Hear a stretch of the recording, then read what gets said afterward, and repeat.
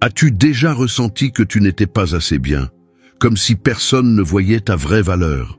Le monde nous apprend à mesurer notre importance en fonction de ce que nous possédons, de ce que nous faisons, de nos réussites.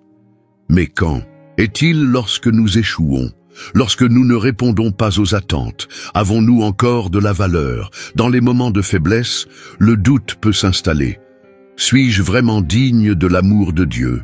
La bonne nouvelle, c'est que Dieu a déjà répondu à cette question depuis longtemps. Ésaïe 43:1 nous révèle une vérité puissante. « Ne crains rien, car je t'ai racheté, je t'ai appelé par ton nom. Tu es à moi. » Tu n'es pas une erreur, tu n'es pas un hasard. Dieu connaît ton nom, il sait chaque détail de ta vie, et il déclare « Tu es à moi ». Et cela change tout. Nous vivons dans un monde qui nous apprend à chercher une validation extérieure. Depuis l'enfance, nous sommes conditionnés à croire que notre valeur repose sur nos résultats. De bonnes notes à l'école, un bon emploi, la reconnaissance sociale. Mais que se passe-t-il lorsque nous n'atteignons pas ces attentes, lorsque nous échouons? Bien souvent, nous commençons à nous voir comme des échecs. La vérité, c'est que notre perception de nous-mêmes est souvent erronée. Nous pouvons nous voir comme des personnes sans but, sans talent, sans importance.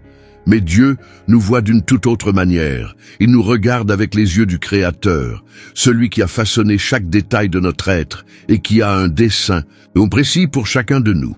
Tout au long de notre vie, nous traversons des épreuves qui ébranlent notre identité, une perte, une erreur, un cycle de rejet. Mais même dans ces moments-là, Dieu ne cesse jamais de nous aimer. Il ne nous évalue, pas en fonction de ce que nous faisons, mais en fonction de ce que nous sommes pour lui, des enfants précieux, aimés et rachetés. Et cette vérité change tout. La Bible est remplie d'histoires de personnes qui, aux yeux du monde, semblaient insignifiantes, mais que Dieu a vues avec une valeur inestimable. L'un des exemples les plus marquants est l'histoire de Gédéon. Gédéon vivait une période difficile. Son peuple, Israël, était constamment opprimé par les Madianites. Il se voyait comme quelqu'un de faible, sans pouvoir, sans importance. Lorsque Dieu l'a appelé, sa réaction a été immédiate. « Ah, mon Seigneur, avec quoi sauverai-je Israël? Voici, ma famille est la plus pauvre en Manassé, et moi, je suis le plus petit dans la maison de mon père. » Juge 6:15. Réponse de Dieu a été directe et puissante, « Mais je serai avec toi. » Juge 6:16. Dieu ne voyait pas Gédéon comme il se voyait lui-même. Alors que Gédéon se percevait comme faible et incapable, Dieu le voyait comme un vaillant guerrier. Cette histoire nous enseigne une leçon essentielle. Ce qui compte, ce n'est pas la manière dont nous nous voyons, mais comment Dieu nous voit. Il voit du potentiel là où nous ne voyons que des limites. Il nous appelle à quelque chose de plus grand, même lorsque nous nous sentons petits. Si Gédéon s'était seulement fié à sa propre vision, il serait resté caché, paralysé par la peur. Mais Dieu l'a appelé par son nom et l'a équipé pour délivrer Israël. Et c'est exactement ce qu'il fait avec nous. Dieu a une manière unique d'agir dans nos vies. Il ne choisit pas les personnes les plus qualifiées selon les critères humains. Il ne se base ni sur l'apparence, ni sur la force, ni sur l'influence. Dieu voit au-delà. Il regarde le cœur. Souvent, nous nous demandons pourquoi nous traversons certaines épreuves.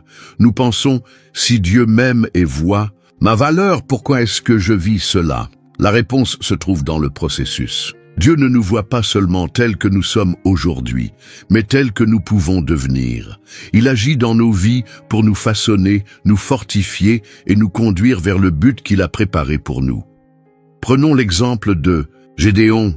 Au début, il se voyait comme quelqu'un de sans importance, incapable d'accomplir quoi que ce soit de grand. Mais Dieu savait qu'en lui se trouvait déjà le courage nécessaire pour mener une libération.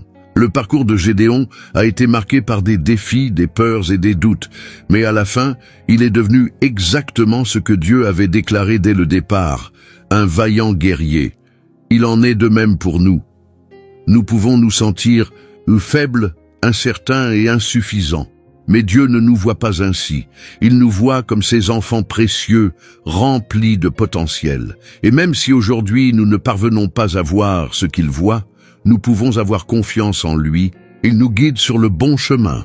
Le processus peut être difficile, mais c'est à travers lui que Dieu révèle qui nous sommes réellement. Si Dieu voit en nous une valeur inestimable, comment pouvons-nous apprendre à la voir, nous aussi? Comment vivre selon cette vérité, même lorsque nos sentiments nous disent le contraire? Voici 3 étapes pratiques pour affermir notre identité en Dieu. 1. Rejeter les mensonges sur qui nous sommes. Nous avons tous cette petite voix intérieure qui nous rappelle nos erreurs, nos faiblesses et nos échecs. Mais nous devons apprendre à distinguer la vérité du mensonge.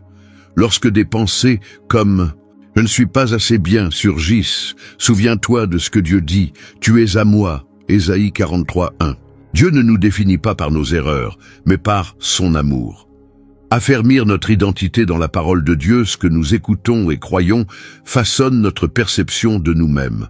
Si nous passons plus de temps à absorber les opinions du monde plutôt que la vérité de la Bible, nous finirons par nous sentir sans valeur. Lis des versets qui réaffirment ton identité en Christ et garde ces paroles dans ton cœur. Faire confiance au processus de Dieu pour notre vie Gédéon ne s'est pas transformé en guerrier du jour au lendemain. Dieu a travaillé en lui, a fortifié sa foi et l'a préparé pour sa mission. De la même manière, Dieu est en train d'agir en toi. Même si aujourd'hui tu ne vois pas ce qu'il voit, fais-lui confiance. Il te façonne pour quelque chose de plus grand. Ces petits changements dans notre manière de penser font toute la différence. Quand nous cessons de nous voir avec insécurité et que nous commençons à nous voir à travers le regard de Dieu, nous apprenons à vivre avec plus de confiance, d'espérance et de sens. Le verset d'Ésaïe 43:1 contient l'une des promesses les plus réconfortantes de la Bible. « Ne crains rien car je t'ai racheté, je t'ai appelé par ton nom, tu es à moi ». Ces paroles renferment des vérités profondes qui peuvent transformer notre façon de nous percevoir. Regardons-les de plus près. Ne crains rien. La peur nous paralyse souvent et nous fait douter de notre valeur. Mais Dieu commence ce message par un ordre clair. N'aie pas peur. Cela signifie que quelles que soient les épreuves que nous traversons, nous pouvons trouver notre sécurité en lui. Je t'ai racheté. Dans la Bible, racheter signifie payer un prix pour délivrer ou libérer quelqu'un. Dieu nous rappelle qu'il nous a acquis à un grand prix, nous libérant ainsi de l'esclavage du péché. Cela signifie que nous ne sommes ni une erreur ni un hasard. Nous avons été sauvés avec un but. Je t'ai appelé par ton nom. Dieu ne nous voit pas comme une simple foule anonyme. Il nous connaît personnellement. Il sait nos douleurs, nos rêves, nos faiblesses. Il nous appelle individuellement parce que nous avons de la valeur à ses yeux. Tu es à moi, c'est la plus grande certitude que nous puissions avoir. Nous n'appartenons ni au hasard, ni à l'opinion des autres. Nous appartenons à Dieu. Et cela signifie qu'il veille sur nous, nous protège et ne nous abandonne jamais. Lorsque nous comprenons cette promesse, notre vision change. Nous cessons de nous définir par nos erreurs passées et nous commençons à nous voir comme Dieu nous voit, aimé, choisi et précieux. Depuis le commencement, Dieu a un plan pour chacun de nous. Il ne nous voit jamais comme le monde nous voit. Là où les gens perçoivent des faiblesses, Dieu voit du potentiel. Là où le monde rejette ceux qui échouent, Dieu restaure et transforme. Ce schéma se répète tout au long de la Bible. Prenons l'exemple de Pierre. Il était impulsif, il a fait des erreurs et, dans l'épreuve la plus difficile, il a renié Jésus 3 fois. Aux yeux des hommes, son échec aurait pu être impardonnable. Mais Jésus n'a pas abandonné Pierre. Après la résurrection, il l'a restauré et lui a confié la mission d'affermir ses frères et de prendre soin de son troupeau. Cela nous enseigne une vérité puissante. Dieu ne nous définit pas par nos erreurs, mais par le dessein qu'il a pour nous. Cette restauration n'est possible que par la grâce. Dieu ne nous aime pas parce que nous le méritons, mais parce qu'il a choisi de nous aimer. Il a envoyé Jésus pour que rien ne puisse nous séparer de lui.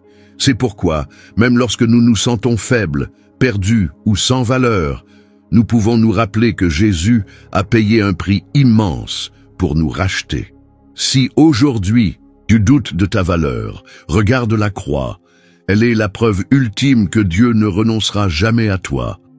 Le monde essaie souvent de nous faire croire que notre valeur dépend de ce que nous faisons, de ce que nous possédons, ou de la façon dont les autres nous perçoivent. Mais la vérité, c'est que notre valeur vient de Dieu. Il nous a créés, il nous a appelés par notre nom, et il a déclaré « Tu es à moi ». Cela signifie que, peu importe ce que tu as traversé, Dieu n'a jamais renoncé à toi. Il voit du potentiel là où tu ne vois que des failles. Il voit un but là où tu vois du chaos. Il voit un avenir lumineux là où tu ne perçois peut-être que de l'incertitude. Alors, la grande question est la suivante. Peux-tu te voir comme Dieu te voit? Peut-être que le moment est venu d'arrêter de te mesurer aux standards du monde et de commencer à te voir à travers le regard du Père. Laisse cette vérité transformer ta manière de penser et de vivre. Et si ce que tu traverses aujourd'hui n'était que le début du grand miracle que Dieu est en train de préparer dans ta vie, aujourd'hui, choisis de faire confiance à l'action de Dieu. Fais un pas de foi et regarde comment il peut transformer ton chemin.